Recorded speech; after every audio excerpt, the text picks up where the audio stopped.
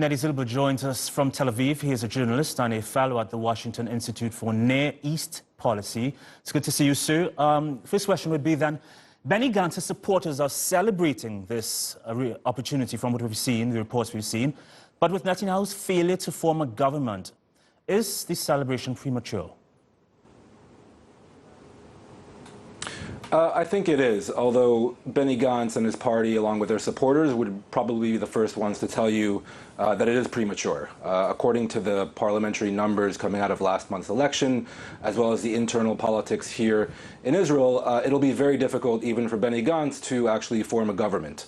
Many things will have to fall into place for that to happen before his allotted month-long chance will expire. But having said that, as you mentioned, psychologically it is a breakthrough. Netanyahu has been in power now for over a decade. Just to see someone else meeting with the president and at least getting the opportunity to form a government is actually a change. Mr. Zilber, if Gantz does not succeed at forming a coalition government, surely the last thing Israelis want is a third election. Is there a way out of the deadlock?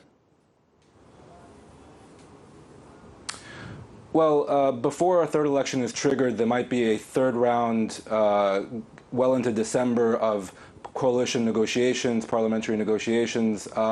But barring any major breakthrough, you're right, it will trigger a third election.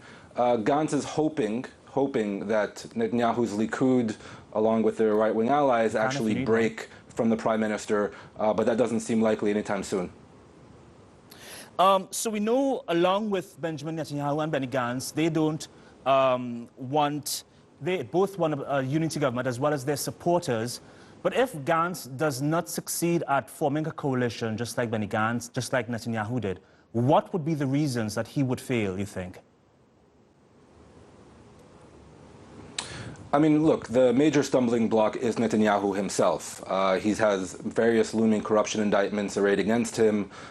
He's himself, Blue and White has said they won't be willing to sit with him, but they're willing to sit with anyone else from the Likud. And yet the Likud isn't willing to break from the long-standing prime minister just yet. Really what you have here is a game of chicken, a staring contest between Blue and White and Likud, who will blink first. And really the only leverage either one has is the threat of a third election, which, as you mentioned, nobody wants, but it might be the least worst option for all sides, instead of actually offering concessions to the other side. Neri Zilber in Tel Aviv, thank you for that, sir.